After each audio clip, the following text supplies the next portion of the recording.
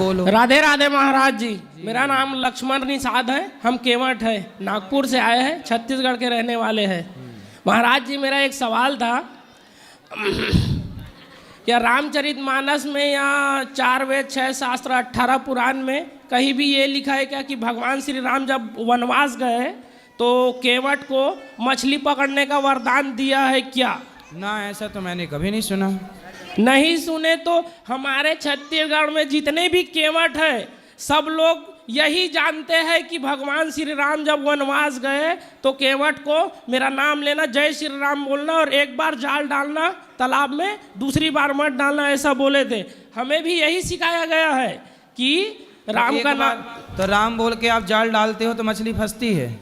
हाँ आता है, लेकिन लालच में जाओ डबल डाल दिए तो फिर कम आता है, इसीलिए। तो किसी संत ने कहा होगा कि दिन में 1000 मछली मारते हो तो एक बार ही जाल, 100 बार जाल डालते हो तो एक बार ही जाल डाला करो, तो 100 हत्या नहीं लगेंगी, 2-4 ही लगेगी, पाप कम लगेगा। इस भाव से किसी ने बोला होगा, उसे आप लोगों ने नियमावली बना ली। राम ने ऐसा नहीं बोला। राम ने तो केवट को ये बोला है, केवट ने कहा प्रभु आपका चरणामृत दीजिए क्योंकि मैं अपने पितरों को पार लगाना चाहता हूँ। केवट ने तो राम को पार लगा के स्वयं भी अपना मन राम में लगा करके वो स्वयं भक्त हो गए बड़े। उन्होंने किसी जीव की हत्या नहीं की। हमें सब यही सिखाया गया है कि मछली पकड़ना, खाना और बेचना निषाद और केवट का काम है। हाँ, ये काम तो है, काम तो करते हैं केवट लोग, ये काम उनका है, लेकिन फिर भी कोशिश की जाए कि हम किसी जीव की हत्या क्यों करें।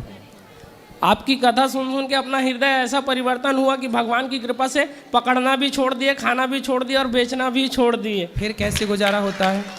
मिस्त्री काम करते हैं, बिल्डिंग बनाते हैं। तो पहले मछली बेच के ज़्यादा कमाते थे क्या मिस्त्री से ज़्यादा कमा रहे हो? मछली में ज़्यादा कमाते थे। कितना? 2000, 2000, 5000 रोज का? हाँ। और अब?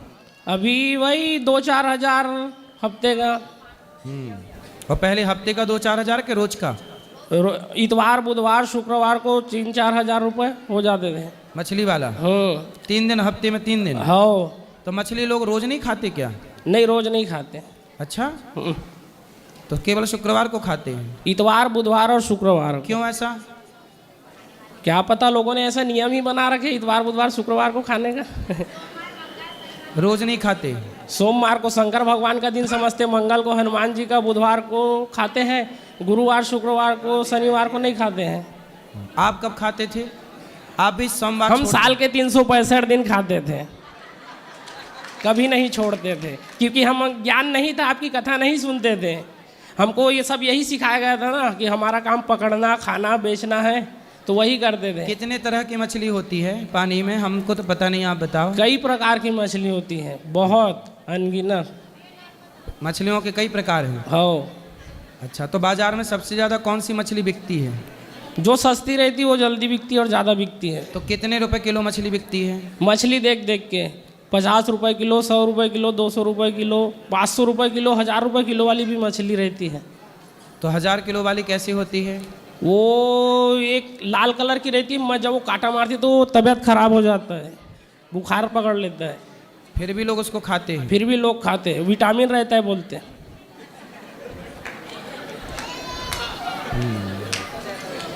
तो वरदान नहीं दिया था। नहीं, हत्या नहीं करनी चाहिए। आप अच्छे हो गए हैं, अब बढ़िया काम करके खूब पैसा कमाओ। देखो पैसा आप अब भी कमा रहे हो। हाँ। पहले आप पैसा कमाते थे ना तो मछलियों के प्राण लेकर के पैसा कमाते थे। अब आप पैसा कमाते हो ना तो आपके द्वारा किसी की जान नहीं जाती। आप क्या एक मरी हुई मछली को जीवित कर सकते हैं? नहीं, नहीं कर सकते, लेकिन सैकड़ों मछली। अच्छा, मछलियों का भी तो अपना सुख होता होगा कि नहीं? मछलियों का भी अपना परिवार होता है कि नहीं? सबका रहता है। रहता है ना। उसके भी छोटे छोटे बच्चे मछली के पीछे पीछे चलते हैं। माँ आगे आगे चलती है और उसके बच्चे पीछे पीछे चलते। ये सही है कि गलत है ना? देखे हैं हमने। हाँ, हमने भी देखा है कि मछली आगे आगे चलती है, उसके छोटे छोटे बच्चे पीछे पीछे चलते हैं। मतलब वहाँ भी ममता है, प्रेम है, अपनापन है। जैसे हम लोगों को दर्द होता है, हम लोग बोल पाते हैं, बता पाते हैं, लेकिन वो बोल नहीं पाती, बता। इसलिए तो आपने देखा होगा जब मछली को पानी से निकालो ना, वो अपना छोटा सा मुँह ऐसे ऐसे खोलती है, फिर बंद करती है। वो क्या कहती है? उसकी आवाज़ होती तो वो कहती कि भैया मैंने तेरा क्या बिगाड़ा है, क्यों मुझे मार रहा है? पेट भरना है तो तू दाल चावल सब्जी खा के पेट भर ले, क्यों तू मेरे परिवार से मुझे दूर कर रहा है। इसलिए बेटा बद्दुआएं किसी की नहीं लेनी चाहिए, ठीक है। आप अच्छे हो गए हैं, ठीक ठीक कमा रहे हैं, जो कमा रहे हैं उससे भगवान आपका पेट भरते रहेंगे सदा, रक्षक भगवान हैं। हम सब ने तो छोड़ दिए, बस हमारे पिताजी को ऐसा समझाते कि जीव की हत्या मत करो, लेकिन वो अब बोलते हैं कि अब मेरी उम्र बीत गई, अब 2-4 ज़्यादा दिन रहा नहीं तो अब क्यों छोड़ूं, ऐसा बोलते। सब ने तो छोड़ बोले दिया। अब मरते समय अब छोड़ दो, अब सुधर जाओ, वो अब सुधर जाओगे सदगति होगी, वरना फिर नाली का कीड़ा बनना पड़ सकता है। उनको बहुत समझाते हैं लेकिन वो अब छोड़ ही नहीं रहे। पकड़ूंगा, खाऊंगा, बेचूंगा, सबने छोड़ दिया। मेरा भाई, मेरी बहन। कहाँ पिताजी? पिताजी नहीं आए, बाकी पूरी फैमिली आई है। पोथी पाठ भी बिठाए यहाँ पे। चलो भगवान आपको सुखी रखें, आपके पिताजी को कभी लाना, उनको समझाएंगे। हाँ, मेरे साथ में जो काम करता उसका एक सवाल था, जब भगवान माता सीता का स्वयंवर हुआ तो रावण आए थे क्या उसमें? ऐसी किंवदंती है, ऐसी बातें करते हैं लोग। कहा हाँ, कहे जब सीता मैया का विवाह हुआ था ना, स्वयंवर हाँ, उस समय रावण आया था। आए थे तो उसको निमंत्रण देने कौन गया था, ऐसा वो उसका पूछना है। निमंत्रण देने कौन गया था? हाँ, रावण को। तो मतलब मैं उसको निमंत्रण कार्ड भिजवाऊं, वही वाला? नहीं, उसका कहना क्या था, जब भगवान श्री माता सीता के स्वयंवर में रावण आया था, पहले तो के जमाने में क्या होता था, हाँ, स्वयंवर के निमंत्रण तो जाते थे, हाँ, पर चारों तरफ ढोल मुनादी दी जाती थी, सुनो सुनो सुनो, फलाने राजा की बेटी का फलानी तारीख को स्वयंवर है, ऐसी मुनादियाँ हुआ करती थी, अनाउंस हुआ करता था। और जनक जी के यहाँ से कोई गया ना होगा, उसके यहाँ रावण अपने से आया था। तो उसका कहना क्या था, जब उसको निमंत्रण देने वाला निमंत्रण देने चला गया तो भगवान श्री राम को राम सेतु बनाने की जरूरत ही क्या थी, जैसा वो निमंत्रण देने वाला गया था वैसा राम भी चले जाता, ऐसा बोल रहा है ना। ऐसा कहना है उसका। जब तो विभीषण लंका से आया, हाँ, विभीषण लंका से आए तो विभीषण जब रावण ने लात मारी, हाँ, तो लात मारी तो विभीषण जी तुरंत तो लंका से राम के पास आए कि नहीं? उस समय तो सेतु नहीं बना था, पर विभीषण आ गए कि नहीं? अच्छा, हनुमान जी भी गए, तब भी सेतु नहीं बना था। तो हनुमान जी तो राम के भक्त हैं। जब भक्त बिना सेतु के छलांग मार के जा सकता है तो क्या राम नहीं जा सकते थे? लेकिन राम मर्यादा पुरुषोत्तम है, और राम जी बोले कि मैं मनुष्य का अवतार लेकर आया हूँ, और मनुष्य समुद्र को छलांग मार के पार नहीं कर सकता। मनुष्य बने हैं तो मनुष्य की मर्यादा में बंध के राम ने सेतु का निर्माण कराया, जो कि मर्यादा थी। राम तो भगवान थे। जब राम का भक्त हनुमान छलांग लगा के जा सकता था तो क्या राम जी नहीं जा सकते थे? बोलो ना, उनसे बोलना कि राम में शक्ति थी, पर राम मनुष्य के अवतार में थे ना, इसलिए उन्होंने अपनी प्रभुता छिपाई और अपनी मनुष्यता प्रकट की, और मनुष्य तो सेतु से ही जाएगा। तो उसका एक और सवाल था, रामचरितमानस में कहीं भी ये नहीं लिखा है कि राम भगवान है, सिर्फ राम है। ऐसा कहीं नहीं लिखा है बोलते वो। आपको हम दिखा देंगे, कई जगह लिखा है रामचरितमानस में। ब्रह्मांड निकाया निर्मित रमाया रोम रोम प्रतिवेद कहें, ये लिखा। आप लोग स्तुति गाते हैं, भय प्रगट कृपाला दीन दयाला कौशल्या हितकारी हर्षित महतारी मुनि मनहारी अद्भुत रूप विचारी। ये पूरी स्तुति पढ़िएगा, यहीं आ जाएगा कि भगवान है, लिखा है बेटा। भगवान राम भगवान ऐसा लिखा अच्छा, है। ये बताओ, वो राम भगवान ना होते तो बिना सेतु, बिना खंबे का सेतु कोई इंसान बना सकता था? नहीं, वो तो मैं मानता हूँ, लेकिन वो मेरे साथ में जो काम करता है वो नहीं मानता ना, ऐसा लिखा ही नहीं है बोलते। मोबाइल में ऐसा छोटा मोटा वीडियो देख लेते हैं जो सनातन को बदनाम करने के लिए। आप ऐसा करना, वो सवाल मेरे को पूछते हैं, मैं दिन भर जय श्री राम करते रहता हूँ करके। आप ऐसा करना कि रामचरितमानस लेके जाना, यहाँ 150 रुपया की मिल जाएगी, गीता प्रेस वाली, अर्थ वाली, वो ले जाना, आप पढ़ना, और उसमें जहाँ जहाँ भगवान आया है राम के लिए, राम कौन है, जय जय जय सच्चिदानंद जगदीशा, ये जगदीश है, भगवान है। भगवान राम कौन है? भगवान है, कई जगह प्रमाण है। आप ले जाना रामचरितमानस, पढ़ना, मिल जाएगा। और मेरा और सवाल था कि आप जो कथा बताते हो और पंडित प्रदीप मिश्रा जी जो कथा बताते हैं उनमें बहुत फर्क है। मैं आपकी भी कथा सुनता हूँ, उनकी भी कथा सुनता हूँ। क्या अंतर है?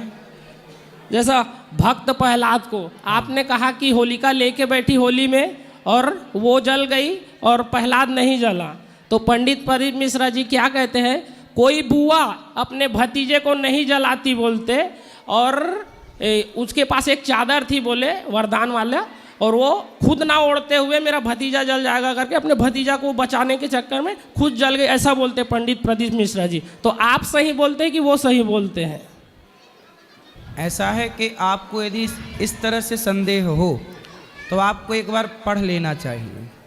नहीं तो आपको प्रहलाद जी की सारी कथा पढ़ लो, कहीं भी मिल जाएगी कथा, उसमें आ जाएगा कि तब से हमारे यहाँ आज भी सैकड़ों साल पहले से होली का त्यौहार क्यों मनाया जाता है, तभी से मनाया जाता है। होली का जली प्रहलाद बचे, तब से होली मनाई जाती है। प्रहलाद जी की कथा पढ़ लेना, उसमें आ जाएगा ये सब कुछ। कल आपने कहा कि स्कूल की किताब बदल जाती, हमारी किताब कभी नहीं बदलती, तो आप भी तो वही पढ़ते और वो भी तो वही पढ़ते होंगे ना। अब देखो, अब पता नहीं कि क्यों मतभेद है, लेकिन मतभेद इस बात पे तो नहीं है। अब क्यों है ये मुझे नहीं पता, आप भी गूगल से निकाल लो, गीता प्रेस की पुस्तक में मिलती है प्रहलाद जी की कथा, मिल जाएगी 5-10 रुपए की पुस्तक, पढ़ लेना, उसमें सब कुछ मिल जाएगा। दूसरा अंतर बताता हूँ मैं, वो बोलते हैं कि इतवार को तुलसी में जल चढ़ाया करो, और आप बोलते हो मत चढ़ाया करो। नहीं, जल चढ़ाना चाहिए, इतवार को तोड़ने की मनाही है, तोड़ने की। देखो सुनने का भेद है ना। हाँ। तोड़ने का मना है, ना कि जल चढ़ाने का। इतवार को जल चढ़ा सकते हैं, जल चढ़ा सकते हैं, उसी चक्कर में हमारे घर में एक बार झगड़ा हो गया था। तोड़ने की मनाही है।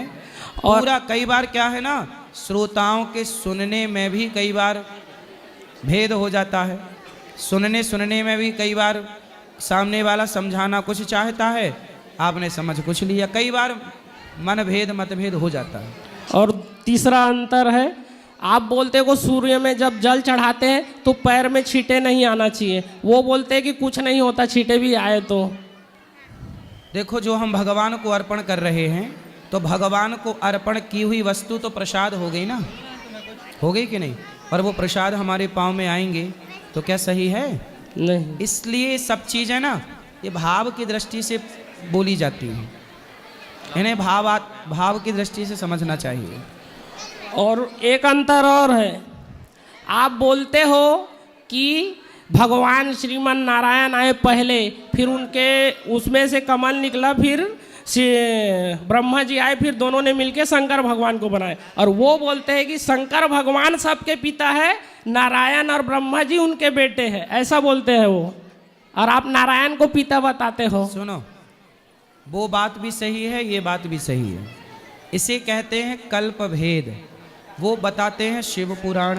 हाँ। शिव पुराण में शिव जी से सृष्टि का क्रम है। हाँ। हम बताते हैं भागवत महापुराण, तो भागवत महापुराण में भगवान नारायण से सृष्टि। अब ये क्या है, जैसे आपके घर में आपकी माँ है, हाँ, बहन है, हाँ, चाची है, हाँ, कभी आपके घर का काम आपकी माँ कर लेती है, हाँ, तो कभी काम वही वाला आपकी दादी ने कर लिया, हाँ, कभी वही काम आपकी बहन ने कर लिया, हाँ, काम तो वही है, पर कभी इन्होंने किया वही काम, कभी उन्होंने किया। उसी तरह सृष्टि को उत्पन्न करना, कभी भगवान नारायण सृष्टि को, ब्रह्मा विष्णु महेश 3 शक्तियां नारायण से प्रकट होती हैं, तो कभी भगवान नारायण कहते शंकर जी आप कर लो। गणेश पुराण पढ़ोगे तो गणेश जी से मिलेगा, देवी भागवत पढ़ोगे देवी भागवत से मिलेगा, तो काम वही है, सृष्टि उत्पन्न करना, पालन करना, संहार। तो कभी भगवान ने शिव जी को आदेश किया कि आप कर लो, कभी दुर्गा जी को कहा आप कर लो। इसलिए हमारे यहाँ पंचदेव उपासना है। सनातनी को ये 5 बात समझनी चाहिए, भगवान नारायण, भगवान शिव, भगवान माता दुर्गा, भगवान सूर्य और गणेश जी, ये 5 की उपासना सनातन में होती है। और ये 5 जैसे उंगलियां 5 हैं पर मूल में हाथ एक है, उसी तरह हरि हरि और न भेदः, हरि मतलब नारायण में और शिव में कोई भेद ही नहीं है, अलग अलग कल्प में ऐसा है। आप बताओ, रामचरितमानस में ना 4 रावणों की कथा है। राम ने किसको मारा? रावण को, श्रीलंका के रावण को, रावण को मारा। अब रावण कौन था? एक बार प्रताप भानु रावण बना, एक बार जय और विजय रावण बने, एक बार भगवान के शिव के गण पार्षद गण रावण बने, एक बार जलंधर रावण बना।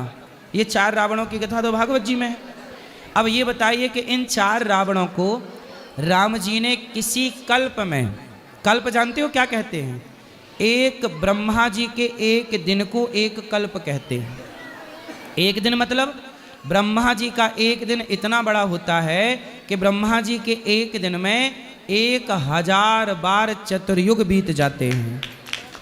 एक दिन में 14 मनवंतर होते हैं, 73 चतुर्युग का एक मनवंतर। अभी वैवस्वत मनवंतर चल रहा है, वैवस्वत मनवंतर का 28वां कलयुग चल रहा है। इस कलयुग में भगवान श्री कल्कि भगवान का अवतार होगा। हर बार त्रेता युग आता है, जैसे ये कलयुग चल रहा है, अब कलयुग के बाद क्या आएगा? फिर सतयुग, फिर त्रेता, फिर द्वापर, जैसे संडे मंडे, फिर संडे मंडे, फिर संडे, ऐसे ही आता है। हर हफ्ते बदल जाता है कि नहीं? पर संडे तो वही है, रविवार सोमवार मंगल वही है। उसी तरह कलयुग के बाद फिर सतयुग आएगा, फिर त्रेता, फिर द्वापर, फिर कलयुग, फिर सतयुग, फिर त्रेता, द्वापर, ऐसे ही क्रम चलता है। तो धर्म संस्थापनार्थाय संभवामि युगे युगे, किसी किसी युग में भगवान अवतार लेते हैं। तो किसी युग का सृष्टि का क्रम नारायण करते हैं, तो किसी कल्प का सृष्टि क्रम शिव करते हैं, तो कभी गणेश। वही अनेक अनेक पुराणों में अनेक अनेक कल्पों की कथा लिखी गई है। ये भेद केवल इसलिए हो जाता है क्योंकि हम लोग समझते नहीं हैं, पढ़ते नहीं हैं, अध्ययन नहीं करते।